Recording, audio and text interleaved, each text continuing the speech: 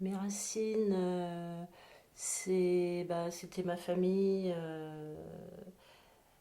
Mais côté père, c'était l'Ardèche. Donc je suis attachée à l'Ardèche. Euh, à côté du village où il y avait Jean Ferrat, c'était, c'était vraiment l'enfance, ça. Et puis du côté de maternelle, où on allait en Bretagne, et depuis toujours, je suis attachée à la Bretagne à cause de ça, de souvenirs familiaux.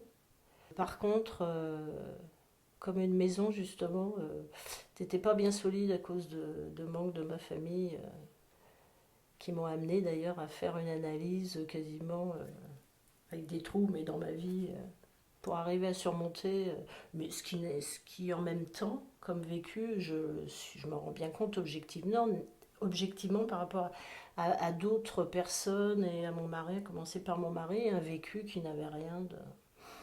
C'est curieux ça, mais bon. Qu'est-ce que vous pouvez me dire sur vos parents?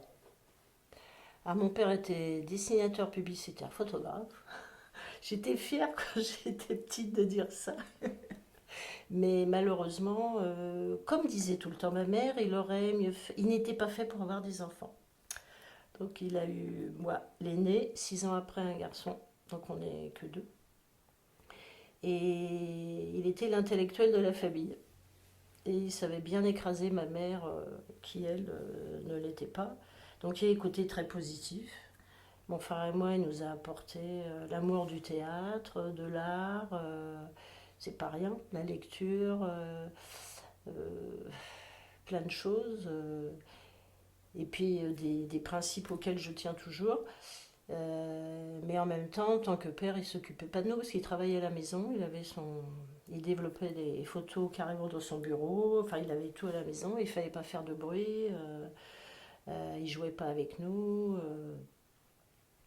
Et il était ce qu'on appelait le patriarche. Je crois. C'est l'époque des pater familias. Enfin, c'est écrasant. Il était vraiment écrasant et méprisant avec les femmes et avec ma mère.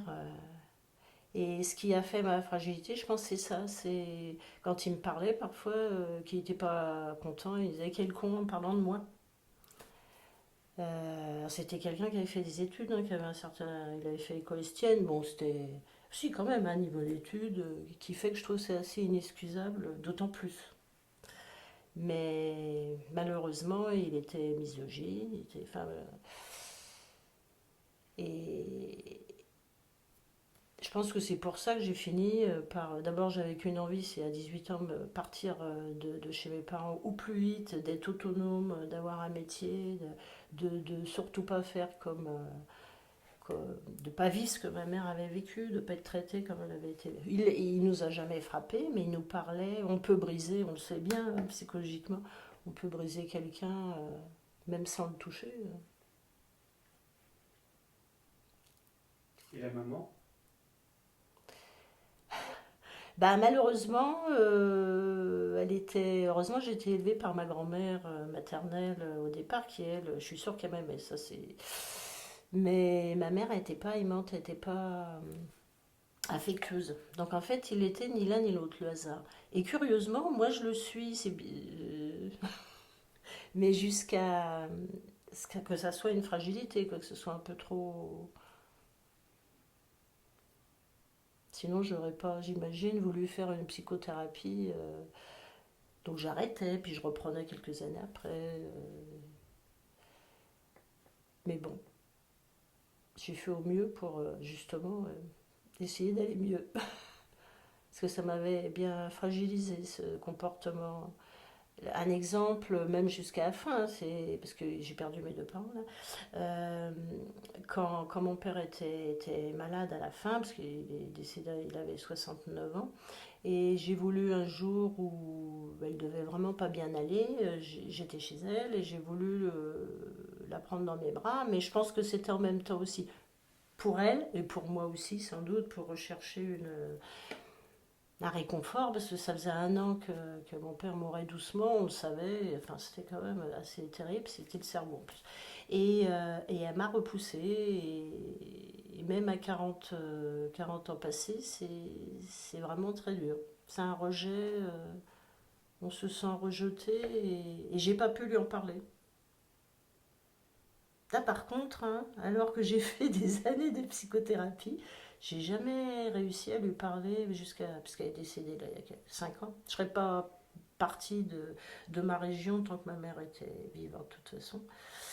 Et la dernière année, je me suis occupée d'elle. Ça a duré 1 an, elle aussi.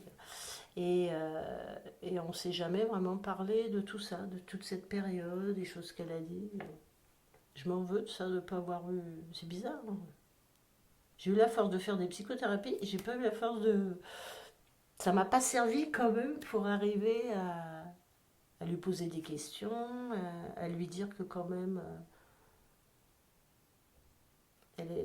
enfin, en même temps, elle était comme elle était. Je crois que je sais pas comment j'aurais pu lui dire. Il y a des choses qu'elle me disait qui n'étaient pas gentilles. Ici, j'aurais, au minimum quand même, lui dire que c'était pas. Mais je pouvais pas lui dire, mais c'est vraiment pas gentil ce que tu viens de me dire là. Ça m'atteignait tellement que j'en avais le souffle coupé, je pense, en fait. Pour ses 80 ans, je vais faire une petite croisière sur le Danube, toutes les deux, et ça a été un cauchemar pour moi. Tellement c'était dur. Je me sentais comme à Lyon, je montais sur le haut du bateau, le petit bateau, et puis je faisais ça. Je tournais tellement j'étais. C'était oppressant d'être avec elle, Un jour, j'ai voulu l'aider, elle avait eu un cancer, elle était en rémission. Donc je voulais m'occuper d'elle, elle avait perdu son sac, et elle m'a dit mais arrête de me materner, mon frère, ton frère il fait pas ça. Bah oui mais moi c'était moi qui étais avec elle, c'était pas mon frère. Et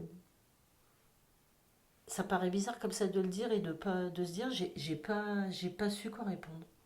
Avec tout le travail pourtant la psy que j'avais fait, lui dire au minimum mais pourquoi tu me dis ça, c'est pas gentil, c'est moi je suis là moi pour toi, c'est pas lui. Mais bon, Qu'est-ce que vous avez appris d'eux, finalement? de mes parents, Oui. bah au niveau culturel, il y a eu beaucoup d'apports par rapport à mon père, hein, ouais, c'est vrai que il était comme il était d'un point de vue humain, mais de tout ce point de vue-là, c'est une des richesses que j'ai gardées toute ma vie, et mon frère aussi, et on est heureux de ça. Euh, Au niveau des idées aussi, on parlait quand même pas mal, avec mon père surtout, euh, de plein de sujets, et puis de l'engagement, enfin, des principes de vie, parce qu'engagé, bon, il n'était pas spécialement engagé, mais il avait des idées bien, bien arrêtées quand même, heureusement. Et, euh, et ça, c'est une position que j'ai eue assez jeune aussi.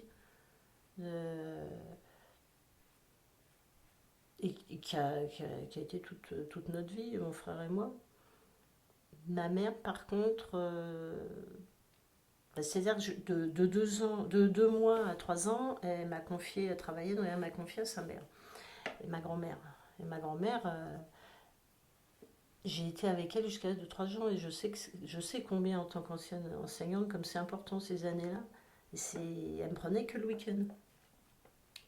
Et donc, enfin, mes parents me reprenaient que le week-end. Et donc, ces premières années, c'est surtout ma grand-mère qui était importante et qui était affectueuse. Et ma mère, c'est terrible à dire, mais ce qu'elle m'a apporté, c'est terrible, hein, mais je vois rien. Elle n'a pas joué son rôle de mère et de protectrice de ses enfants quand il y a eu des crises graves du couple parental. Et ça, je lui en voudrais toujours. Et même en tant qu'enfant, à différentes étapes, on a des choses à apprendre à son enfant, surtout une fille, enfin des choses. Ah, moi non, j'ai tout découvert toute seule, il fallait que je me débrouille jusqu'au bout. Et comme quand j'avais 16 ans, un âge important, ils ont voulu divorcer, ils se sont déchirés, et c'est moi qui en ai le plus souffert. Donc je pense que c'est pour ça la psychothérapie, après, c'est lié à ça aussi. Elle a fait une tentative de suicide, c'est moi qui ai appelé les pompiers pendant que mon père défonçait la porte de leur chambre. Enfin, heureusement, mon frère n'était pas là à ce moment-là. Vous avez évoqué la grand-mère. Oui, Qu'est-ce que vous pouvez me dire sur elle? Bah, je pense que c'était quelqu'un qui avait dû énormément souffrir parce que elle avait trois enfants, mais un milieu très très très très modeste, son mari qui l'a quitté, qui buvait, puis qu'après qui l'a quitté. Et c'était pendant la guerre, ils sont partis dans le Midi comme plein de Français se réfugier. Elle a donc vraiment, vraiment, je pense, énormément souffert. Et elle a. Moi, je, j'ai l'image de quelqu'un, une grand-mère vraiment idéale, avec les cheveux tout blancs, un peu ronde, un bon sourire, et qui m'aimait. Je suis sûre qu'elle m'aimait. Elle était très gentille. Et je pense que j'étais heureuse dans la maison. C'était mon oncle et ma tante, en fait, qui m'élevaient avec elle. Et elle gardait d'autres enfants aussi parfois. On appelait ça les frères de lait. En fait, c'était pas vrai, c'était une expression. Et il y avait un jardin en plus. Alors que mes parents, ils étaient en appartement.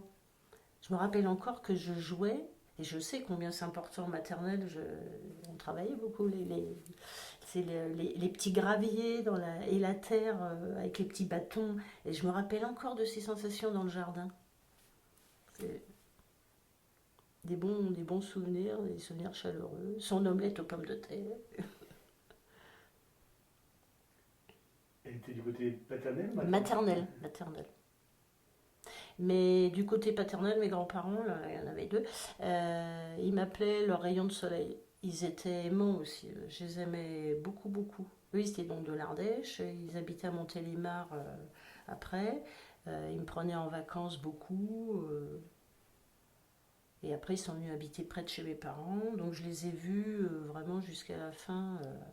Beaucoup. Quel enfant vous étiez quand vous étiez petite? Bah ça, je sais pas trop parce que j'ai été en maternelle à l'âge de 5 ans. Euh, donc une seule année. J'ai aucun souvenir de l'école. Je pense que j'étais quand même timide et réservée. Toute menue, un peu trop maigre à un moment. D'ailleurs, j'ai été signalée à l'école. Et moi, oui, je dirais timide, je pense timide et réservée. Mais en même temps, je me trompe peut-être, je sais pas. Quand j'étais toute petite, petite, non. Apparemment, j'étais assez. Euh, Enfin, c'était bien parti, quoi. Mais bon, il y a eu un moment, je pense, vers 10 11 ans, ça se voit sur les photos, où je suis plus un peu triste, un peu.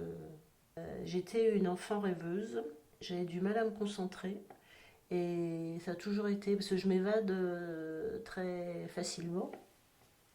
Et à l'école, comme à part certains domaines, tout le reste vraiment me faisait pas rêver. Alors j'étais dans ma tête. Et donc c'était très important ce que j'avais dans. Enfin, l'imaginaire, je pense, avait une place très importante. J'étais là sans être là longtemps. À l'école, notamment. Mais à l'âge de 3 ans, je suis passée d'un univers chez ma grand-mère, mon oncle, ma tante, où je me suis retrouvée définitivement chez mes parents. Et je pense que ça a été aussi une phase. C'est pas rien, quoi. Ça, ça devait être étrange. Enfin bon. Quand vous dites que vous en souvenez plus, enfin vous n'arrivez pas à savoir quelle petite fille vous étiez, pourquoi? Bah, parce qu'on n'en parlait pas dans la famille, je pense. Toutes comme mes propres parents d'ailleurs, hein, quand parlaient d'eux, quand ils étaient jeunes, ce qu'ils avaient vécu, ils n'en parlaient pas non plus. Et je trouve ça dommage, ça, pour se construire. Pour que les enfants se construisent, je trouve que ça serait même indispensable.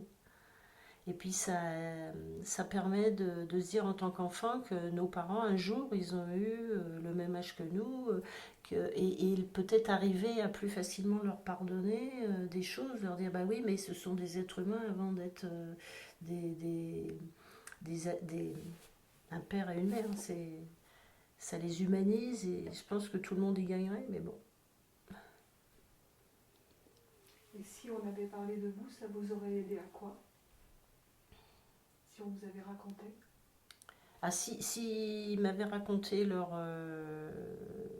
passé, leur vie, leur enfance, je pense que ça m'aurait aidé pour moi, pour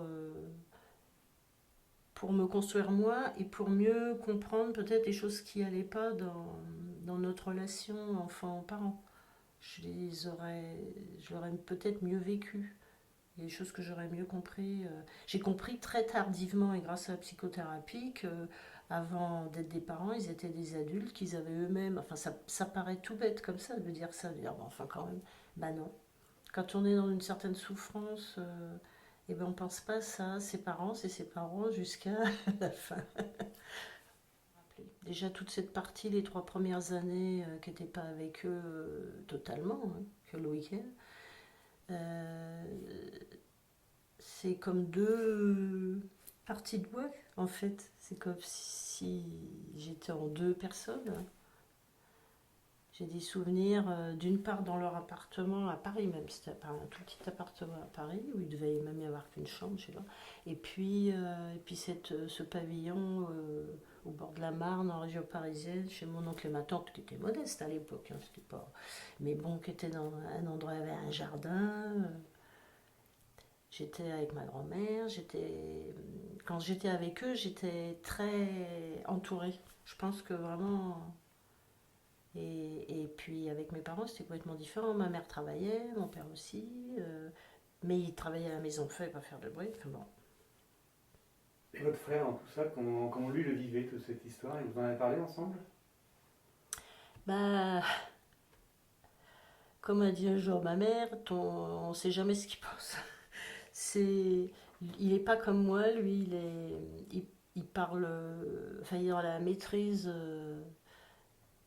je pense. Il fait un peu autant un peu un but de lui-même, je trouve, ce qu'il reproche de mon entourage. Moi, j'ai quand même beaucoup d'affection pour lui, c'est mon petit frère quand même, ça le sera toujours. Mais on se ressemble vraiment pas bah, c'est pareil, là j'aimerais bien qu'on ait une relation plus affectueuse. Je me fais toujours du souci pour lui. Et lui, c'est pas du tout... bon, il a une autre personnalité. Et du coup, lui, dans les moments difficiles que j'ai vécus, il n'était pas là. J'ai l'impression, je sais pas, je pense, et on n'en a jamais parlé. Je sais même pas s'il est au courant Je sais bien que dans une fratrie, chacun vit différemment les choses. Ça, j'en suis consciente, mais là, c'est vraiment une grande différence. C'est entre moi ce que j'ai vécu de la séparation des parents, mais en fait, il est revenu, enfin, bon, et mon père. Et mon frère, entre mon frère et moi, 6 ans de différence, c'est pas du tout. Il me l'a dit d'ailleurs un jour, que lui, il pensait que c'était moi qui avais le plus pris, entre guillemets. Enfin, euh, et donc, on parle peu souvent de notre enfance. Et puis, il y a des choses. Enfin, ça reste un peu douloureux, je pense que c'est pour ça qu'on n'en parle pas. En tout cas, pour moi.